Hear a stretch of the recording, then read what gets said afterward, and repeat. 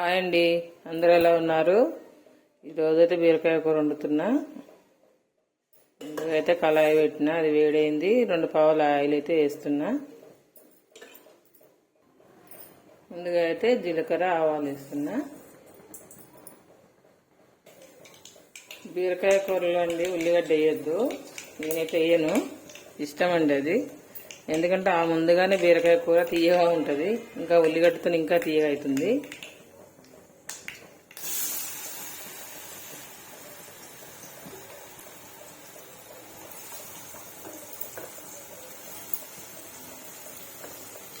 అట్లే ఒక 4 పచ్చిమిర్చి అయితే వేస్తున్నాను. ఇలా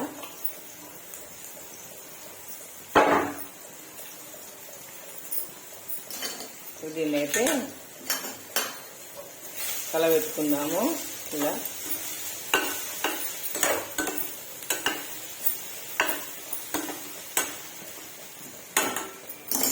ఇప్పుడు మూత పెట్టేసి ఒక 2-3 నిమిషాలు మగ్గనిద్దాము. బీరకాయలు ఆల్రెడీ వాటర్ ఎక్కువ ఉంటుందండి, ఇంకేం అవసరం లేదు. వాటర్ వేయాల్సిపోయాను. దీంట్లో పాలు పోసి వండుకున్నా చాలా బాగుంటుందండి బీరకాయ పాలు. కాకపోతే నేను ఈరోజు పోయట్లేదు, మా అబ్బాయి తిందని. మనం ఉప్పు వేసుకున్నాక ఇలా కొద్దిగా కలుపుకుందాము.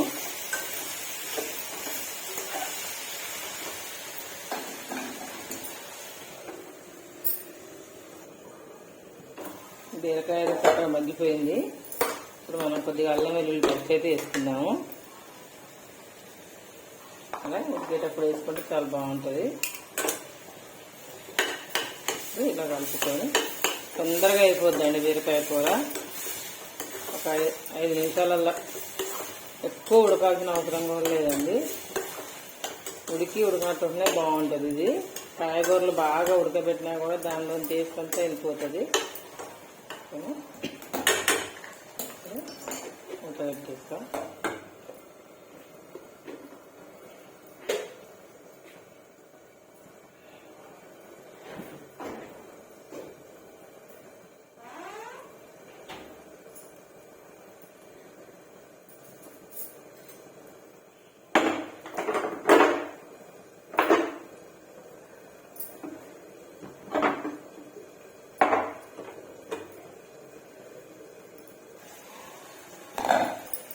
వేద్దాము కొద్దిగా.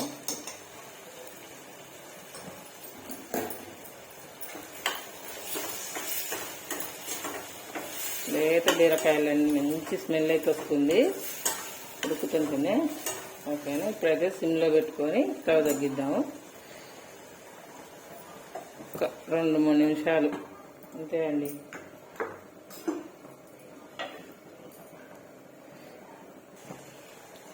ఆల్మోస్ట్ కర్రీ అయితే ఉడికిందండి. కొద్దిగా పై మసాలా వేస్తున్నా, ధనియాల పౌడరు.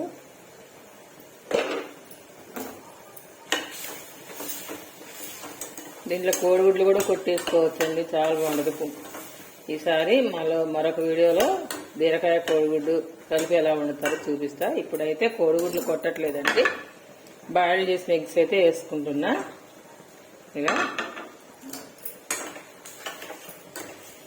ఓకేనా ఫ్రెండ్స్, ఈ వీడియో కనుక మీకు నచ్చినట్టయితే లైక్ చేసి, షేర్ చేసి, సబ్స్క్రైబ్ చేయండి. ఓకే అండి, ఒక 2 నిమిషాల నుంచి అయితే దించేస్తా ఇది.